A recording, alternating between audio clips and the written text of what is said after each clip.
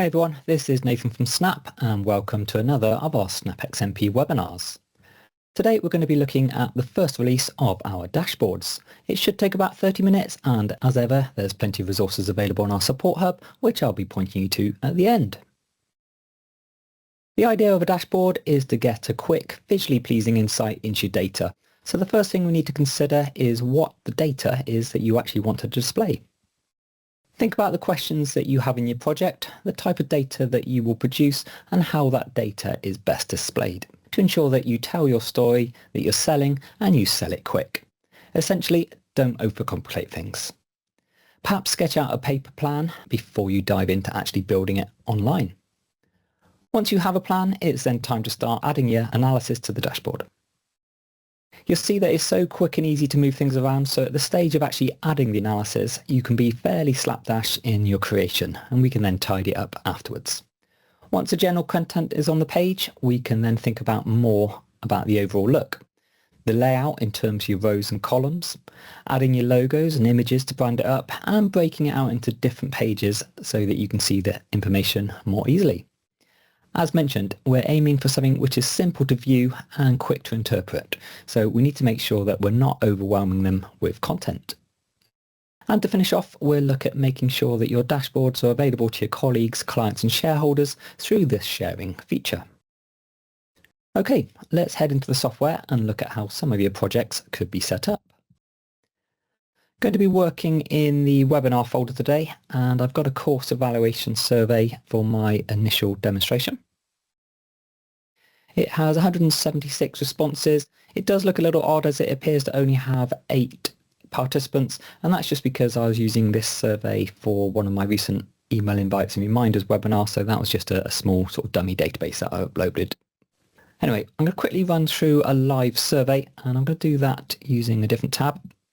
So just to sort of show you the questions that we're going to be focusing on.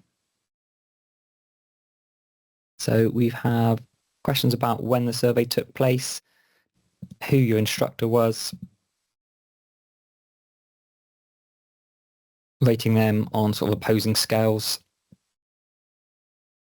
We've got which training course was it that we took, or they took, some importance versus satisfaction type questions.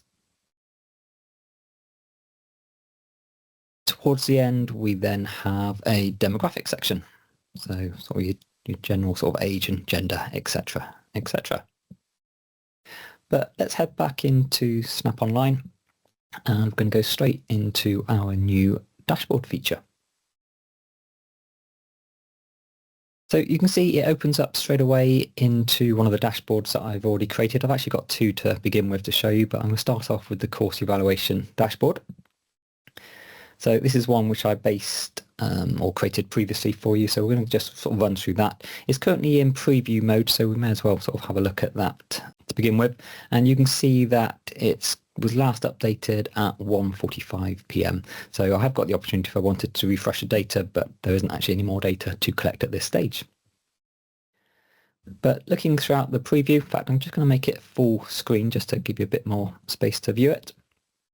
You can see, first of all, it's fully adjustable in terms of sort of fitting to the page. All resizing. As I said, I'm actually going to sort of maximize the space available just for the demonstration today. In this example, I have my company logo alongside my title. I've got some sort of tabs across the top, taking me between the different pages. As I hover over the different sort of sections of a chart, it gives me some further information, sort of the actual data, the sort of counts or percentages in the background.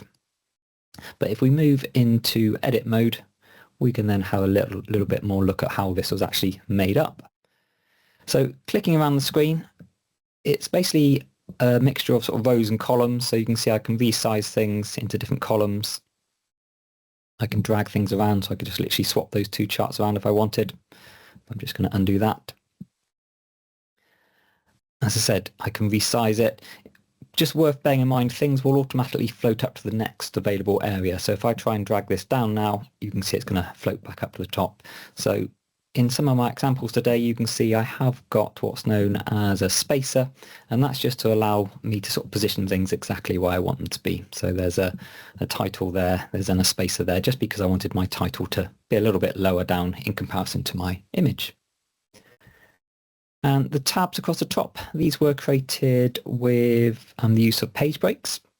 So we'll look at these in a bit more detail later, but you can see I've got my page breaks there named, and that's what's actually producing the tabs across the top. But clicking on the first chart, so I've got a gauge chart here. First of all, just to point out that we can copy or clone it or delete it. But if I go into the edit sort of cog at the side, so various options in here, including what type of chart it's going to be. So a gauge, bar chart, line chart, we've got some tables in there as well. What's the text going to be? So I've got some text here. We'll see what question it is. And also things like, are there percents or counts? And do we want the legend turned on, etc., etc. And just worth noting that the options within here will differ depending on what kind of chart it is that you're looking at. So for example, if I click on my bar chart to the side and go into styles, I've also got the option to make it horizontal. So going across the page, but again, I just undo that. Now, before we move on to building our own dashboard, I just wanted to confirm that the tables and charts that we're seeing within a dashboard, they're completely different to the setup of tables and charts that you're perhaps used to in Desktop or the Analyze tab in Snap Online. So for anyone that has built reports in Snap previously, you're probably more used to creating your tables and charts and then adding them to a report. With a dashboard, we actually build your tables and charts onto the dashboard rather than sort of pre-building them and then putting them on the dashboard. You also notice in the top right-hand corner, we've got the refresh data link. Now, in this particular example, it was last updated, well, in fact, fairly recently because I just updated it when we started this webinar. But if I was to just take it off full screen a second and go back into my dashboards, you can see I've got another one here. And if you just keep an eye, you can see that this one was last updated at 11:16 this morning, and it says out of date, and also the refresh data is red. So if you just keep an eye on the first section of the gauge and also the Excel, when I refresh the data, you should hopefully see it all changes. Okay, so just to confirm, the dashboards show the up-to-date data, so up to the second data, but when you do view a dashboard, it will automatically show you what you last viewed, just to give you the opportunity to sort of have a look at the data before it changes and refreshes with the new data. But let's go ahead and build ourselves a new dashboard. So I'm going to move into a bigger project which has a few more questions and allows for a bit more variety. So again, I'm just going to take this off full screen and go back to my summary tab and the webinars folder. And I've got a new survey called In-Crowd Conference Survey. And you can see I've got a couple of dashboards in there. Now, again, I'm just going to show you this survey just to show you the sorts of questions that are in there. I've got a mixture of different types of questions, just standard sort of yes, no type questions. Got some rating scale questions, some satisfaction questions based on various different categories, sort of multiple response questions where you can choose as many as you like. There's some quantity response questions in there. And again, some more satisfaction type questions. Okay, but let's go ahead and start building some analysis. I'm also just to point out, we're going to be doing some work on the different venues today. So I've got 4 different venues: London, Manchester, Cardiff and Glasgow. But going back to my dashboards. So I'll show you this example one first of all, and then we'll have a go at building it from scratch. As you can see, we've got a number of different types of charts on display here. Again, I'll just make it full screen for you. And I can look at different types of charts as we move across to different pages. So we're going to look at how we can recreate this one from scratch in just a second. So let's go ahead and create a new dashboard. I'm just going to give it a fairly simple name of my new dashboard.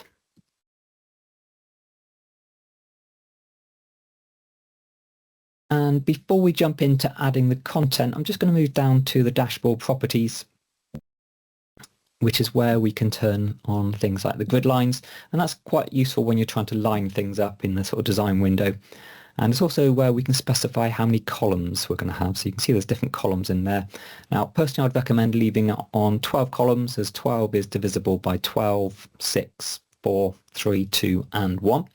Or to put it another way, you could have a chart, or you could have 12 charts in a row, or in a column, in different columns, should I say, spread across the page. You could have 6 columns spread across the page, 4 columns spread across the page, etc., etc. So basically, the more columns you have, or means that you can spread more things across the page. And as I said, allowing for 12 means you've got various different options and flexibility in your design. But I'll move into the insert widget, which is where we can start specifying what we actually want to include on this dashboard. So I'm going to begin by including my logo. I'm going to pop that in the top right hand corner, and you can see as I'm resizing that, you can see in the top right hand corner it tells you sort of what row and column you're in, so row, column number 6, etc. So I'm just going to pop that in the corner, select my logo. So I've got one which is just on my desktop today. And you might be able to see there's a small sort of shadow around the back of there, so I'm just going to go into the properties of that and just turn the shadow off. Okay, I'm going to insert a title. So again, drag that one over. Now, again, that's jumped up to the top, so I'm just going to resize that. Just going to give that a title of Event Dashboard.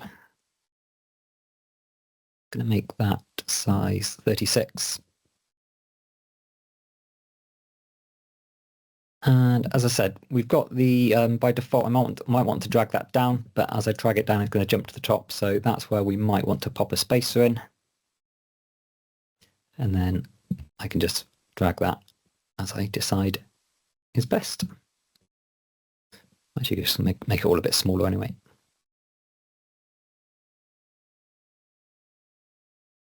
Okay, so yeah, so the spacers is just a quick and easy way of aligning things exactly as you want them. Next, I'll start adding my charts, and I'm going to begin by looking at a gauge chart for question number 4. So I'll pop it into the rows. And if I click OK, initially you can see there's no data there. So that can be a little bit unnerving, but we just need to refresh the data. So as we're bringing in new charts and new questions, we need to refresh it just to bring the data in. I'm going to go back into that chart, and I'm going to give that a title of how do you feel about today's event. And we're going to set this to be percentages. So what I'm actually going to do, just to make it even more obvious, I'm just going to pop a little note at the end to say percents in the title and click OK. So I might want to drag that one out a bit. And again, just going to remove that shadow. So I go back in to the style and remove the shadow. Side by side, I'm going to have a bar chart of exactly the same data. So question 4 again. This time it's going to be count, so I'll leave it on counts. Again, I'll just put a title. So I'm not going to worry about typing everything in today, but type in counts. Click OK. So again, I might drag that across the page to take up the rest of the space. Alongside that, we're going to have some different types of questions. So I'm going to go back into a stacked bar chart now.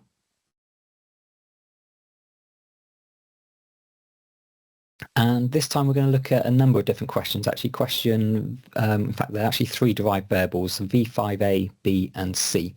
So because I'm looking at a number of different variables, this time it's going to be a grid question. I'm going to say V5A, comma, V5B, comma, V5C. So just to confirm, a 1D is effectively looking at one question. 2D gives you the option for rows and columns, so effectively a bit like a crosstab table. And then today we're doing a grid table because we're looking at multiple questions at the same time. Again, I'm just going to remove the shadow, click apply, and refresh the data again. And I think this one would look better if we were to spread it across the page, or I'll make it horizontal. So we've also got the option to make it horizontal. And I'm just going to change the percentages to row percents.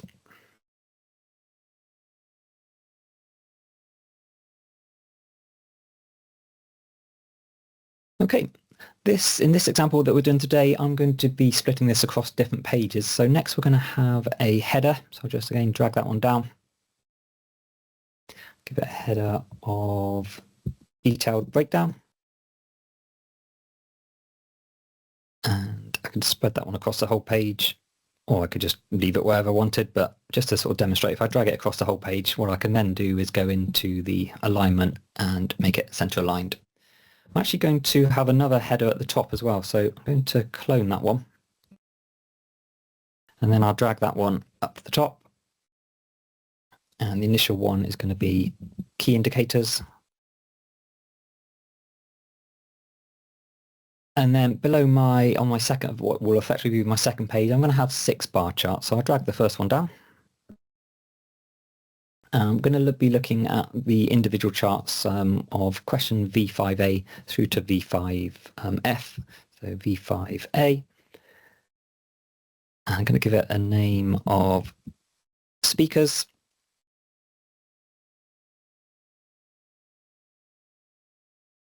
Again, I don't really need a legend there, so I can go back into properties and take the legend off.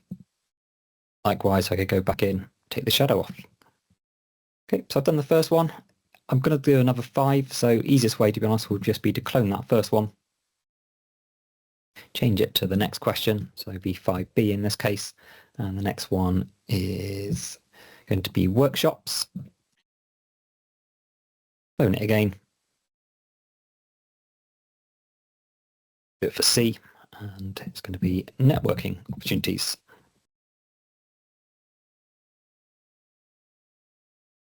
Okay, and I'll just drag that into position. Now, to save some time, I'm not going to worry about the next 3, so we're going to add one final page. So again, just going to clone that header, bit of title of facilities, again dragging it down, and then this time we're going to look at adding some filtered charts. So they're all going to be bar charts, so I will grab a bar chart and drop it down, and we're going to be looking at 2 questions this time. So in fact, we're all looking at question 7 to begin with, sorry. And we're going to be filtering our data on question 1. Now, question 1 is, have you visited before? Yes or no. So I'm going to say question 1 equals 2. So effectively, this is going to be for first-time visitors. So facilities used for first visit. Click OK. And I just refresh the data. Again, I think this would probably look better if I stretch it across the page a little bit and maybe go in and make it horizontal. And again, removing some of these extra things we don't need. So taking off the legend and the shadow. Okay, so we've got the data for people who visit for the first time. If we then clone that one, I can then do it for the people where they've visited before.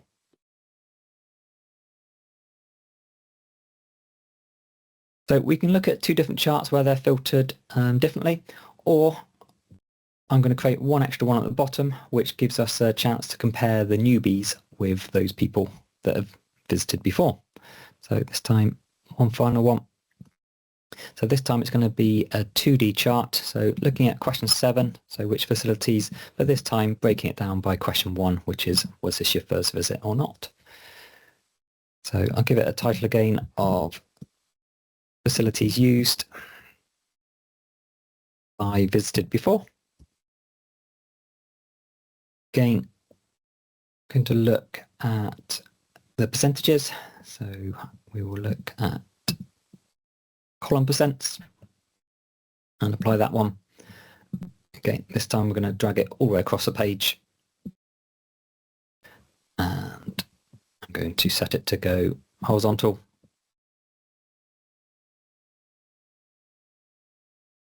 Take the shadow off. Okay, so I've got my main content. The final step is to add some page breaks. So as we saw earlier, we have some different sort of headers. So I'm going to add some page breaks. I'm just going to drop a page break above each of my headers.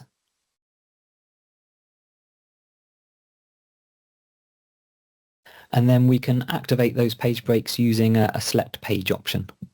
So if I drag that up, just pop that above, and you can see at the moment it's saying page 1, page 2, page 3. We can actually make those sort of tabs a lot more informative by naming our page breaks. So if I just copy that text, so key indicators, and then we've got my page break there. I go into the page break, and I can actually name that instead. So I'm naming it basically the same as my section headers, and you can see that's actually named the tabs above. So again, if I copy that text,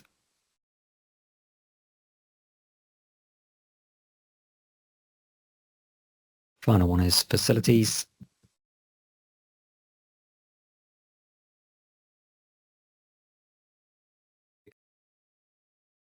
Okay, so we've added all our content. I'll save that one and go to preview mode. So we've got our initial key indicators. We then go into the second tab, the detailed breakdown. Obviously, I only did 3 today, but potentially I was going to do 6. And then we got the facilities option. Now, on the final page of this dashboard, we looked at these filtered charts. So we filtered some of the actual content of the individual tables and charts. Another option would be to consider having filters on different tabs. So I've got a different dashboard here called filtered tabs, and each of these use the same actual charts, but the actual data is different. So you can see this is based on the venue question, and if you look at the data, so if you look, we've got 16 and 20, we then got 46 and 25. So the actual data, obviously, potentially doesn't change lots and lots, but the data is different for each one. So if I go back into edit mode, effectively I have 3 charts. If I go into the gauge one, that one has a filter of venue equals 1, as does the one next to it. So each of the first 3 charts have venue equals 1. We then have a page break, which you can see I've named Manchester, and that one has venue equals 2. And then obviously down the bottom we've got venue equals 3, and then finally venue equals 4. Another way of perhaps thinking about it is perhaps having filtered tabs based on date. So rather than, as you might have, this tab might be quarter 1, quarter 2, quarter 3, quarter 4, and then maybe you might have a 5th tab, which actually is effectively all data for all time. So different ways of sort of filtering your data, whether you filter individual tables on a page or whether you perhaps have an entire tab which is filtered. And an extension of this filtering could be when you're sharing your dashboards. If I go back into my example dashboard, you can actually see it's got a slightly different icon there, and that tells me straight away that that icon or that dashboard has been shared. So if I go into that dashboard and go down to dashboard properties, in here there's the option to tick available to viewers. So effectively you need to tick that box if you wanted to make it available to anyone that has analysis access. So just to confirm, unless you tick that box, this dashboard would only be available to someone that's got full researcher sort of share access. Okay, it's ticking this extra box, which sort of gives it also to anyone that's got analysis access. So I've set this up to be available to others. If I just take this off full screen again and go back into the summary tab of this particular survey and go into the shares. So this survey has been, or this project has been shared with 4 different people, training 5 through to training 8. If I was to click the show context filters button, we can see straight away that each of them have been filtered based on the different venues. But if I go and look at number 7, you can see, just like we did earlier on our filtering, this time number 7's filter is venue number 3. Question 8 will be venue number 4. Let's have a look at these in action. So I'm going to log out of this particular person. Look at maybe number 8 to begin with, or number 7, sorry, and log in. So this survey has come via the videos account. So there's my survey. I go into my dashboard. So first of all, just confirm I don't have access to sort of make edits to the questionnaire as such. I can just look at the analysis. Obviously, potentially I might refresh the data, but actually it's up to date already. And you can see for the very good we have 36, and then the good we have 39, so 36, 39. If I log out of this person and look at number 8,